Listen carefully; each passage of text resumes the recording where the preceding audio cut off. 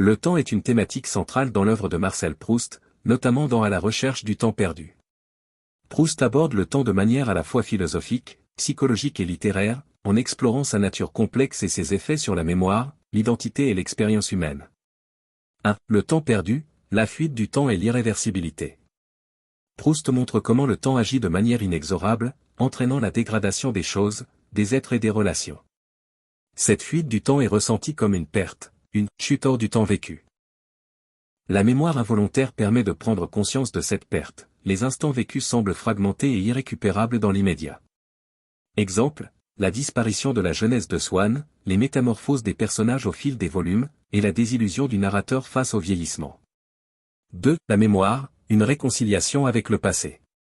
Chez Proust, la mémoire est le pont qui permet de surmonter la fragmentation du temps. Mémoire volontaire, elle est limitée, intellectuelle, et ne parvient pas à restituer la richesse du passé.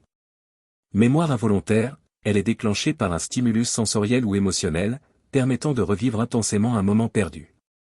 Exemple emblématique, l'épisode de la Madeleine, où le goût du biscuit trempé dans du thé ramène le narrateur à un souvenir d'enfance à Combray. La mémoire comme immortalité. La mémoire involontaire permet de résister à l'oubli et à la fuite du temps.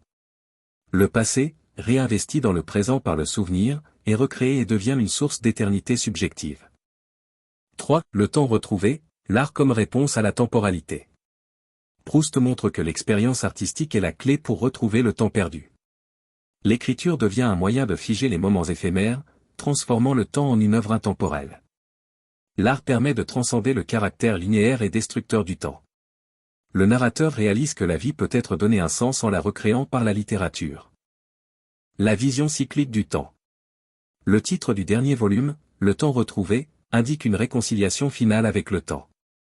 Les instants fragmentés se rejoignent dans une structure globale où passé et présent s'interpénètrent. 4. Le temps subjectif, l'instant vécu. Pour Proust, le temps est avant tout subjectif. Il est expérimenté différemment selon les émotions, les expériences et les souvenirs du narrateur. Par exemple, une attente peut sembler interminable, tandis qu'un moment heureux passe en un éclair. Ce temps subjectif rejoint en partie la notion de durée chez Henri Bergson, que Proust admirait. Toutefois, Proust ne théorise pas la durée, il en explore les manifestations littéraires. 5. Le temps social et l'histoire. À côté du temps individuel, Proust dépeint le temps collectif, marqué par les changements sociaux et historiques. Les modes, les codes sociaux et les classes évoluent, soulignant l'impermanence des structures humaines. Exemple, le déclin de l'aristocratie et l'ascension de la bourgeoisie à travers des personnages comme les Guermantes et les Verdurin. Conclusion. Chez Proust, le temps est à la fois une force destructrice et une source de rédemption. Bien qu'il entraîne l'oubli, la dégradation et la perte, il offre aussi la possibilité de retrouver ces moments disparus grâce à la mémoire et à l'art. Ainsi, À la recherche du temps perdu est une quête pour transformer le temps vécu en une œuvre éternelle, où le passé et le présent s'entrelacent dans une harmonie retrouvée.